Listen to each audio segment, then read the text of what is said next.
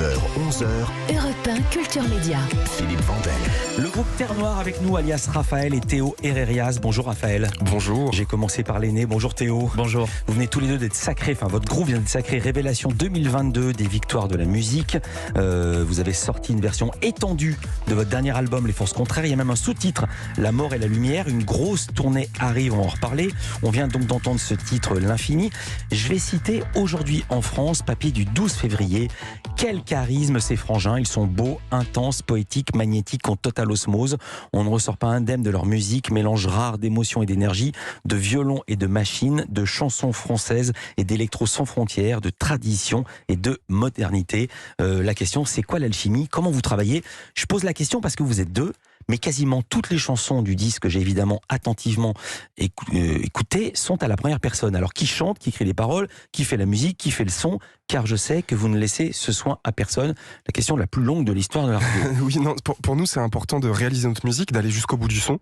Et ensuite, si on doit simplifier, je suis plutôt, donc c'est Raphaël qui parle là, je suis plutôt celui qui écrit les textes. Donc le jeu dont je parle est le mien.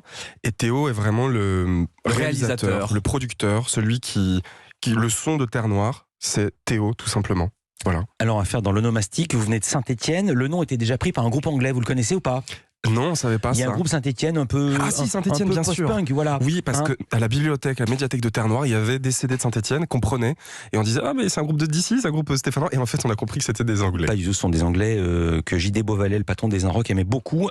Donc le nom était pris. Vous vous appelez Terre Noire. Ça vient d'où Terre Noire? Terre Noire, c'est notre quartier d'enfance. Du coup, Saint-Étienne, c'est l'enfance, c'est la famille, c'est comment dire, c'est l'endroit où notre grand-mère a vécu. C'est le Massif Central. C'est les city-stades, c'est les lotissements de moyenne classe, c'est les HLM. Donc c'est un peu tout. Et ouais, c'est la beauté banale et merveilleuse de notre enfance. Je rebondis sur le mot vécu, votre grand-mère a vécu. Comment vous avez vécu cette victoire de la musique?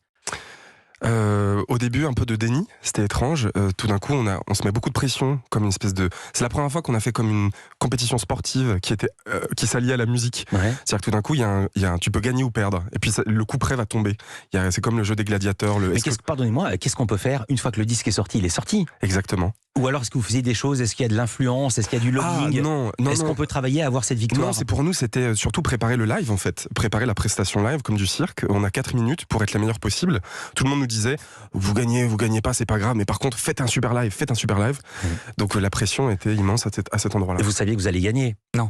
Comment ça, non? Il y avait déjà des stickers. Il y avait des stickers sur les CD, victoire de la révélation masculine. Alors, il y a pas écrit victoire. Alors ça, on a eu, il y a notre. Imaginez que vous l'ayez pas eu. Le double bad buzz. Alors ça a été ça a été l'horreur dans le label.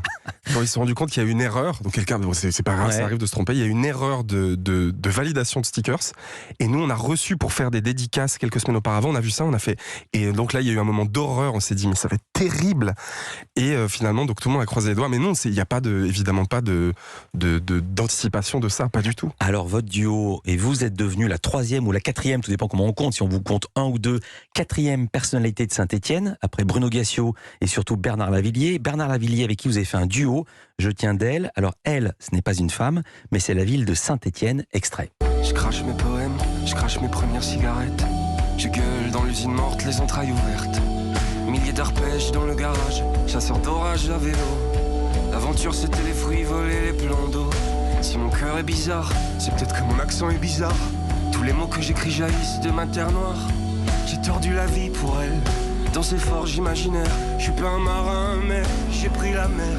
Je viens d'elle, ma Saint-Étienne, plus brave que belle, plus frère que fière, plus fière que celle qui m'a souffert. Je savais pas bien comment devenir ce musicien, partir loin d'elle, ouvrir mes ailes. Quel visage auras-tu demain? Ma Saint-Étienne. C'est quoi l'histoire de cette chanson? Qui a proposé à qui de faire un duo? Bernard voulait rencontrer des Stéphanois. Son directeur artistique nous propose nous. On le rencontre. Première chose qu'on fait, c'est de parler de la ville, comme des chauvins que nous sommes tous, les Stéphanois. Et finalement, on se rend compte que notre grand-père a travaillé avec le père de Bernard Lavilliers à la manufacture d'armes de Saint-Étienne. Dingue. Manu France qui est devenu Manu France ensuite. Il y a Manu France et manufacture d'armes de Saint-Étienne. Donc Manu France, c'est les produits manufacturés, table de camping, tout ça. Manufacture d'armes, armes. Voilà. Exactement. Non, parce que c'est très compliqué. C'est commencé par Manu. Je souris parce que ça fait 3 ans que je fais cette émission. Je ne pensais pas entendre un jour le mot table de camping et j'en suis absolument ravi. Écoutez, je peux vous dire réchaud, butal, enfin voilà. Et du coup, il aime beaucoup notre énergie. On aime beaucoup son énergie. Il nous dit 3 jours plus tard, on se retrouve chez vous dans notre studio dans le 17e là, et on va faire de la musique ensemble. Il a potassé, il a retrouvé des textes d'Anatole France qui parlent de Saint-Étienne. C'est formidable. On a les mêmes valeurs, le travail, l'exigence et surtout la douceur, l'écoute et le partage. Et on vit 5 jours de studio formidables. Formidable. Extraordinaire titre, puisque vous parlez de votre histoire, on va parler de l'enfance, de l'adolescence. C'est le portrait pré-fame de Lisa Marie Marquez. Tout ce qui est arrivé à nos célébrités avant leur célébrité. Culture Média continue, on est avec Terre Noire.